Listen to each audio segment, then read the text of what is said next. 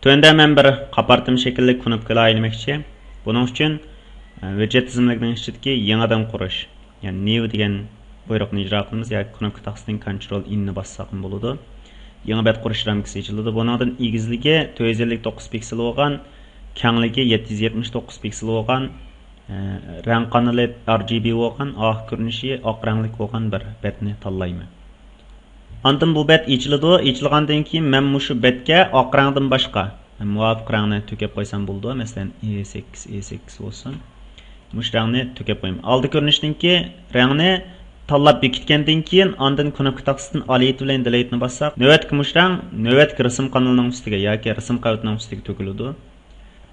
UI loyihasida yoki mushu ko'rinma yuz loyihasida ko'pincha biz yo'l qurolini ishlatamiz. Ya'ni mushu ostidagi qurollar asosan ko'p ishlatildi.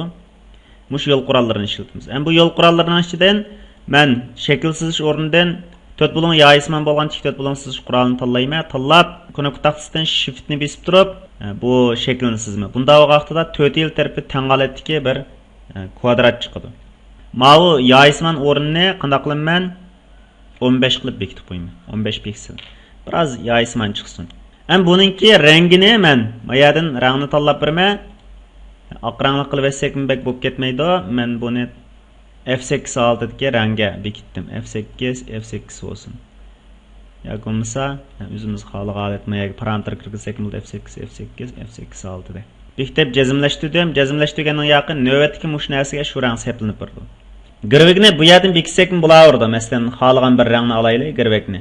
Bekitsak bo'laverdi. Biroq bu yerdagi girvek bekitishda ba'zi bir parametrlarni bekitolmaymiz. Masalan, uningki suzlik darajasi yoki shunga o'xshash parametrlarni bekitolmaymiz. Shuning bu yerdan men girvek bekitmadim. Ammo zaruriyat bo'lib qolsa, o'sha yerdan girvekning rangini bekitsak bo'laverdi. Tanlab bekitib olgandan keyin yotkash quroli bilan muvofiq o'ringa yotkay, o'tirg'i yotkasam bo'ldi. Hozir ishlayotgan vaqtimiz bo'lgan ekan. Qarasam bu shunga o'xshash bir oqish narsa chiqdi. Endi buni men ozroq unum beray. Mouse'ninki o'ng knopkasini mushuning ustida besib, chiqqan tizimlikdan unum berish, ya'ni unum tanlash ramkasini qo'zg'atsam, buningga bir qancha xil unum seplash iqtidori bor. Buning ichida men girvek sizqi degan turni tanladim. Buningga muvofiq rang bekitib, mush ostidagi rangdan biroz ko'p chiqqandek tuyg'uvasi bo'ldi. Hozir E0 ni bekitdim. Mush rang bo'lsin bo'ladi. Ondan buningki girvek tomligini, ya'ni mush siziqning tomligini 1 piksel qilib qo'ydim. Hozir 1 piksel mush xil nas yo'q vaqtidagi holati bilan biroz farqlandi. Bakchiq farqlanib ketmaydi, shundadimi? Ondan keyin buningki offside-sini, ya'ni suzuklik darajasini 77 ga kelib qo'ydim. Girvek siziqini mushundoq bekitib oldim. Ondan keyin buningki qapartim holatini bekitay. Biroz qapartimni shaklini beraylik biz. Parametrlarni tangshaymiz. Muvofiq tangshab, ondan keyin buningki qapartim shaklidagi rangini muvofiq tangshaymiz. Bak bilinishib ketsin bo'lmaydi. Rangni muvofiq holatda tangshab, biroz ko'pkan holatni basaklan bo'ldi. Ondan buningga bir say kulangi qo'shay. Kulangisini muvofiq holatga rangga tangshaylik. Parametrlarni muvofiq tangshaylik. Bak cho'ng bo'lib ketmasin. Qapartimni biroz tangshaylik. Rang parametrlarini tatib biroz tangshidim, jazmlashtirdim. Ondan keyin buni jazmlashtirdim. Bu knopka bak cho'ng chiqibdi, shu knopka taqsining control T ni besib turib, buni biroz kichiklatay. Muvofiq holatga kichiklatdim. Jazmlashtirdim. Bu yerda diqqat qilish tegishli bir narsa bor. Masalan, knopkani biz kichiklatgan vaqtida parametrlari avtomatik holda o'zgarib ketadigan ishlar bor. Mana tangshashga tegishli parametrlar. Shuni buni muvofiq o'zimiz xohlagan shaklda parametrni yana qayta tangshsak bo'ladi. Masalan, mana 17, mana 9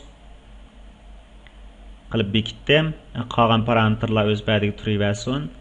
Bekitgandan keyin endi shakl tanlash qurolini, yo'l qurolining ichidagi shakl sizish qurolidan masalan, o'sha aeroplanni elib beraylik. Aeroplanni oldim.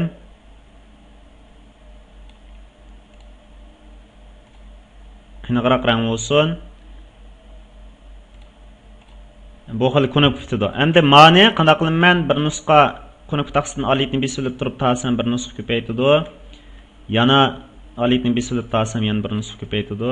Ondan keyin bu 3ninki o'rnini tangshayman. Buningki o'rnini muvofiq tangshay, mana yoqqa yotkidim. Mana muvofiq o'ringa yotgan. Mana yotkisakmi, yotkimsakmi bo'laverdi. Maninki o'rnini muvofiq tangshayli. Bek mayak kitib qolmasin. Manimi o'ttirib aytila olay. Muvafiq tanishgandan keyin ostidagi ma 3 tal knopkani shift knopkasini besib turib cheksak, tanlandi. Tanlanganning yoqi qanday qilib buni tangshayman. Hammasining orliqni muvafiq tangshayib bersin deb tangshayman. Ondan shakl sizish qurolidan birinchisiga aeroplanni tanladik, havo qatnashi bo'lsin. Ikkinchisiga qarab boqaylik. Poyezdniki bo'lsa bo'ldi emas. Mashinadan birini olay.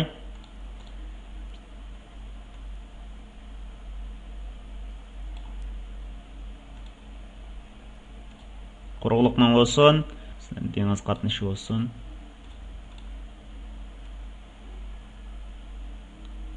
Buni bekitib olgandan keyin bularninkimi o'rnini qanday qilaman muvofiq tanishayman. Mening bilan